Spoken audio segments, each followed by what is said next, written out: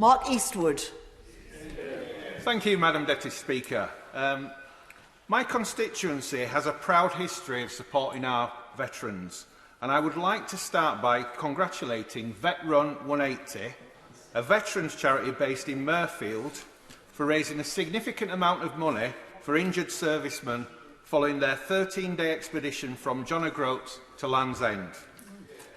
Mirfield is also home to what has been reported as the largest remembrance parade outside of London, with Dewsbury not far behind and large services also held in Kirkburn and Denbydale. I hope that ministers will give assurances that remembrance services, albeit with smaller numbers, can go ahead this year, so we can show respect for the war dead and our veterans. Madam Deputy Speaker, I am pleased that this bill has been introduced as it delivers on our manifesto pledge to tackle vexatious claims against armed forces personnel. We owe it to our veterans to ensure that they are protected against these claims and that the circumstances of their judgments are taken into account. I have seen at first hand the impact that serving in conflict zones can have on someone. When I was a teenager, a friend of mine joined the army and went on to serve in Northern Ireland during the Troubles. Having seen his colleague and friend killed in front of him, he came home and looked a shadow of his former self, clearly affected by this traumatic experience. As a result, he distanced himself from our friendship group and could only seek solace and comfort from his army colleagues. I cannot begin to imagine what my friend went through during his time in the army, with his life constantly under threat and having to make snap decisions under extreme circumstances. Of course, this bill does not deal with Northern Ireland, and I'd like to echo the sentiment of the Honourable Member for Belfast East in his speech earlier. However, I expect the Government to honour its manifesto commitments and bring forward legislation relating to Northern Ireland veterans in the not-too-distant future. That aside, those on overseas operations will have endured similar trauma to my friend.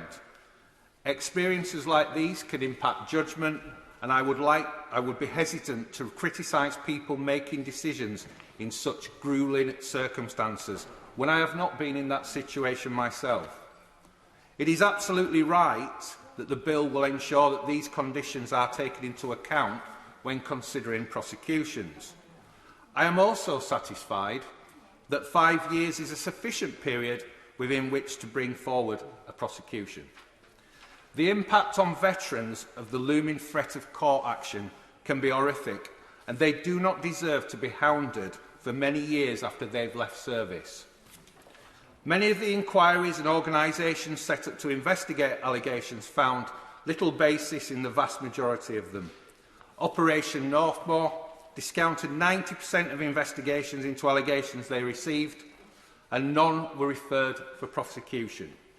The sort of vexatious claims that prompted many of the investigations could ruin the lives of veterans, placing enormous burdens on their mental health.